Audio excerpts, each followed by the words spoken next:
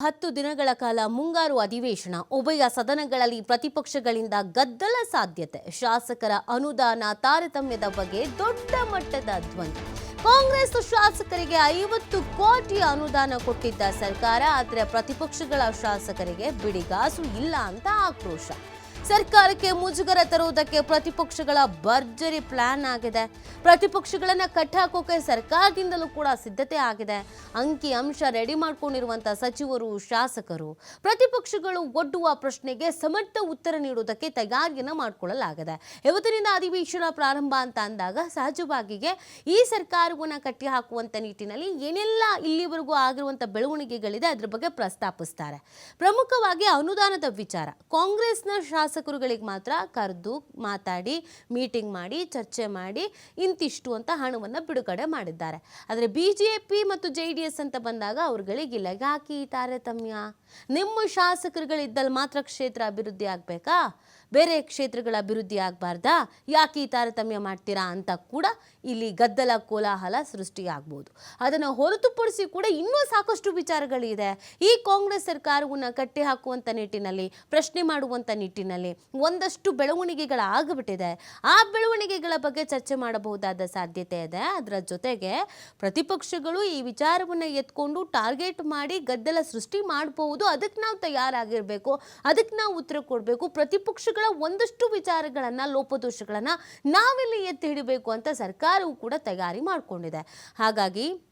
ಶುರುವಾಗುವ ಅಧಿವೇಶನದಲ್ಲಿ ಗದ್ದಲ ಕೋಲಾಹಲ ಗಲಾಟೆ ಆರೋಪ ಪ್ರತ್ಯಾರೋಪ ಇದೆಲ್ಲವೂ ಕೂಡ ಈ ಬಾರಿ ಇರೋದ್ರಲ್ಲಿ ಡೌಟೇ ಇಲ್ಲ ಸೊ ಪ್ರಶ್ನೆಗಳಿಗೆಲ್ಲದಕ್ಕೂ ಸಮರ್ಥವಾಗಿ ಉತ್ತರವನ್ನು ನೀಡಬೇಕು ಅಂತ ಕಾಂಗ್ರೆಸ್ ತಯಾರಿ ಮಾಡಿಕೊಂಡಿದ್ರೆ ಪ್ರಶ್ನೆಗಳನ್ನು ಸಮರ್ಥವಾಗಿ ಕೇಳಬೇಕು ಅಂತ ಬಿಜೆಪಿ ಜೆಡಿಎಸ್ ಮಾಡಿಕೊಂಡಿದೆ ಕಾನೂನು ಸುವ್ಯವಸ್ಥೆ ಹದಗೆಟ್ಟಿದೆ ಅಂತ ಆಕ್ರೋಶ ವ್ಯಕ್ತಪಡಿಸುವ ಸಾಧ್ಯತೆ ಇದೆ ಉಭಯ ಸದನಗಳಲ್ಲಿ ನೇತ್ರಾವತಿ ಪ್ರಕರಣದ ಬಗ್ಗೆನೂ ಚರ್ಚೆ ಆಗಬಹುದು ಬೆಂಗಳೂರು 5 ಪಾಲಿಕೆ ಮಾಡಿದ್ದಕ್ಕೆ ಪ್ರತಿಪಕ್ಷಗಳು ಸಹಜವಾಗಿ ಆಕ್ರೋಶವನ್ನು ವ್ಯಕ್ತಪಡಿಸಲಿದೆ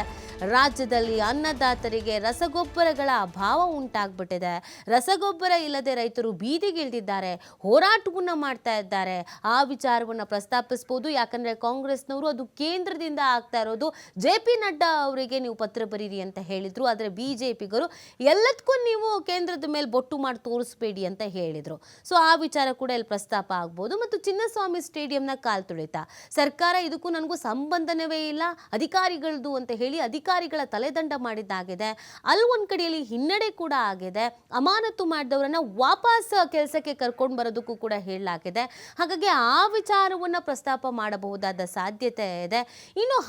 ಹಲವು ವಿಚಾರಗಳಿದೆ ಈ ಸರ್ಕಾರಕ್ಕೆ ಮುಜುಗರ ಉಂಟು ಮಾಡಬಹುದಾದ ಒಂದಷ್ಟು ಘಟನೆಗಳು ನಡೆದು ಹೋಗ್ಬಿಟ್ಟಿದೆ ಆ ಘಟನೆಗಳನ್ನು ಪ್ರಸ್ತಾಪಿಸಬಹುದು ಸರ್ಕಾರಕ್ಕೆ ಮುಜುಗರ ತರುವುದಕ್ಕೆ ಪ್ಲಾನ್ ಮಾಡಿದ್ದಾರೆ ವಿಪಕ್ಷಗಳು ಅನ್ನೋದನ್ನು ಕೂಡ ಹೇಳಲಾಗ್ತಾ ಇದೆ ಹಾಗಾಗಿ ಇವತ್ತು ಏನು ಗದ್ದಲ ಕೋಲಾಹಲ ಸೃಷ್ಟಿ ಆಗತ್ತೆ ಯಾವ್ಯಾವ ವಿಚಾರ ಪ್ರಸ್ತಾಪ ಆಗತ್ತೆ ಅದಕ್ಕೆಲ್ಲ ಯಾವ್ಯಾವ ಥರದ ಉತ್ತರವನ್ನು ಕೊಡೋದಕ್ಕೆ ಈ ಸರ್ಕಾರ ಕೂಡ ತಯಾರಿ ಮಾಡಿಕೊಂಡಿದೆ ಅನ್ನೋದು ಸಹಜವಾಗಿ ಇರುವಂಥ ಪ್ರಶ್ನೆ ಅದರಲ್ಲಿ ಇನ್ನೂ ಒಂದು ಪ್ರಶ್ನೆ ಏನು ಅಂತ ಅಂದರೆ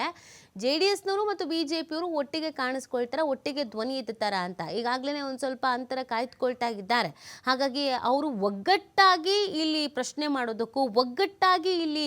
ಕೋಲಾಹಲ ಎಬ್ಬಿಸೋಕ್ಕೂ ತಂಪಾಡಿಗೆ ತಾವಿದ್ದು ಅವರವ್ರ ವರ್ಚಸ್ಸನ್ನು ಅವ್ರು ನೋಡ್ಕೊಳ್ಳೋದಕ್ಕೂ ವ್ಯತ್ಯಾಸಗಳಿಗಿದೆ ಹಾಗಾಗಿ ಇವತ್ತಿನ ಅಧಿವೇಶನ ಎಷ್ಟರ ಮಟ್ಟಿಗೆ ಸುದ್ದಿ ಆಗತ್ತೆ ಸದ್ದು ಮಾಡುತ್ತೆ ಯಾವ್ಯಾವ ವಿಚಾರದಲ್ಲಿ ಸರ್ಕಾರಕ್ಕೆ ಮುಜುಗರ ಆಗ್ಬೋದು ಆ ಮುಜುಗರದಿಂದ ತಪ್ಪಿಸಿಕೊಳ್ಳೋದಕ್ಕೆ ಸರ್ಕಾರ ಏನೇನು ಉತ್ತರ ಕೊಡಬಹುದು ಇದೆಲ್ಲವೂ ಕೂಡ ಪ್ರಶ್ನೆ ಇದೆ ತಯಾರಿಯನ್ನಂತೂ ಮಾಡ್ಕೊಂಡಿದ್ದಾರೆ ಎಲ್ಲರೂ ಸರ್ಕಾರ ಕೂಡ ಸಮರ್ಥವಾಗಿ ಉತ್ತರ ಕೊಡೋದಕ್ಕೆ ತಯಾರಿ ಮಾಡಿಕೊಂಡಿದೆ ಇನ್ನೊಂದು ಕಡೆಯಲ್ಲಿ ಸರ್ಕಾರವನ್ನು ಇಕ್ಕಟ್ಟಿಗೆ ಸಿಲುಕಿಸೋದಕ್ಕೂ ಕೂಡ ತಯಾರಿ ಮಾಡಿಕೊಳ್ಳಲಾಗಿದೆ ಒಂದೊಳ್ಳೆ ವಿಚಾರಗಳು ಡಿಸ್ಕಸ್ ಆಗಿ ಒಂದೊಳ್ಳೆ ವಿಚಾರಗಳು ಬೆಳಕಿಗೆ ಬಂದು ಒಂದಷ್ಟು ಅಭಿವೃದ್ಧಿ ಕಾರ್ಯಗಳ ಆಗಲಿ ಕ್ಷೇತ್ರಗಳ ಬಗ್ಗೆ ಶಾಸಕರುಗಳು ಸಚಿವರುಗಳು ಮಾತಾಡಲಿ ಅನ್ನೋದು ಜನರ ಉದ್ದೇಶ ಜನರ ಆಸೆ ಆದರೆ ಪ್ರತಿ ಬಾರಿಯೂ ಅಧಿವೇಶನ ಅಂತ ಬಂದಾಗ ಗದ್ದಲ ಕೋಲಾಹಲದಲ್ಲೇ ಮುಗ್ದೋಗ್ಬಿಡುತ್ತೆ ಈ ಬಾರಿ ಹಂಗಾಗ್ದೇನೆ ಒಂದೊಳ್ಳೆ ವಿಚಾರದ ಬಗ್ಗೆ ಚರ್ಚೆ ಆಗಿ ಒಂದಷ್ಟು ಅನುದಾನ ಬಿಡುಗಡೆ ಆಗಲಿ ಒಂದಷ್ಟು ಅಭಿವೃದ್ಧಿ ಕಾರ್ಯಗಳ ಆಗಲಿ ಕ್ಷೇತ್ರಗಳಲ್ಲಿರುವಂಥ ಕುಂದುಕೊರತೆಗಳು ಮುನ್ನೆಲೆಗೆ ಬರಲಿ ಅನ್ನೋದು ಜನರ ಆಶೆ ಆಗಿದೆ ಸೊ